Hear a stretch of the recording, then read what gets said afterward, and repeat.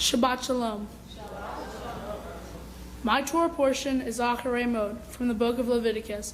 In my portion, Moses and the Jews were traveling throughout the desert after escaping Egypt. During that time, the first Jewish laws were starting to be established. A topic I found in my portion that really stood out to me is about one of the heaviest topics to talk about today, homosexuality. In my portion, it reads, "You shall not lie with a man as one lies with a woman. It is an abomination."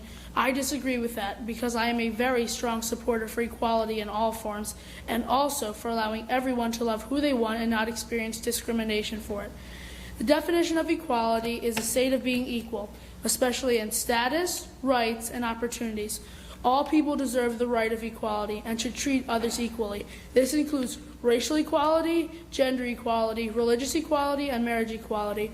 My cousin Kathy should have the same right to love and marry her partner of over 25 years as I have to fall in love and marry a woman in the future. Mom, don't worry, I said in the future. And my friends, whose parents are in same-sex relationships, should also have the right to marry their soulmates. Since 1996, the support of gay marriage has doubled from 27% to 55% in 2014. This needs to be 100%.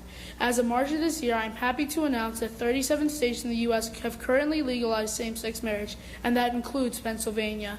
Soon I hope that all 50 states will do the same, allowing marriage equality for all. I am proud that my religion has evolved in the last 4,000 years since the Torah was written. I have been taught to believe not just what is in the Torah, but as an independent human being. I have been taught to believe what is in my heart with the help of my family and my teachers.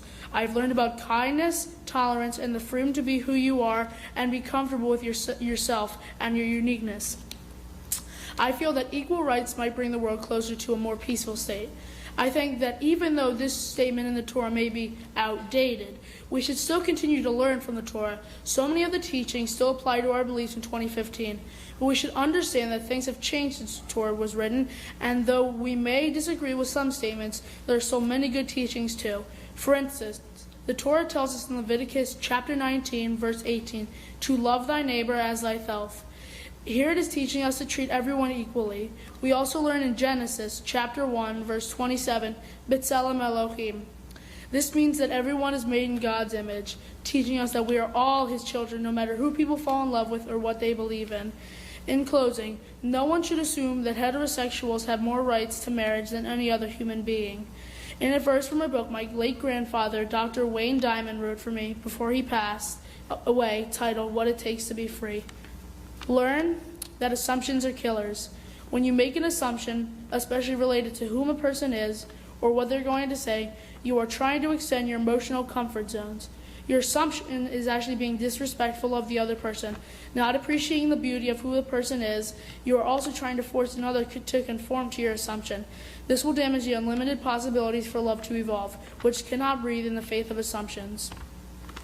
As my grandfather explains in this passage, we cannot assume as a society that we can force people to conform into what makes us feel comfortable or what we feel right is right.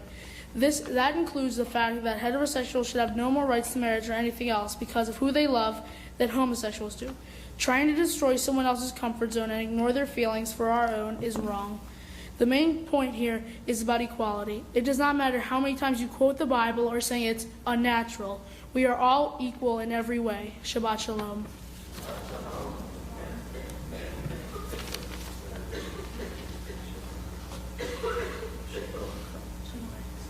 Yes, you're right. Yes, thank you very much.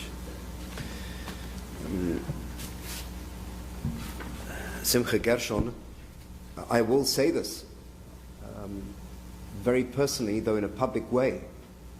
Simcha Gershon, it's very infrequently that we hear such a bold and courageous and determined and principled belief from a young 13-year-old about what clearly remains in this country and elsewhere, still to this day, a very sensitive and controversial public issue.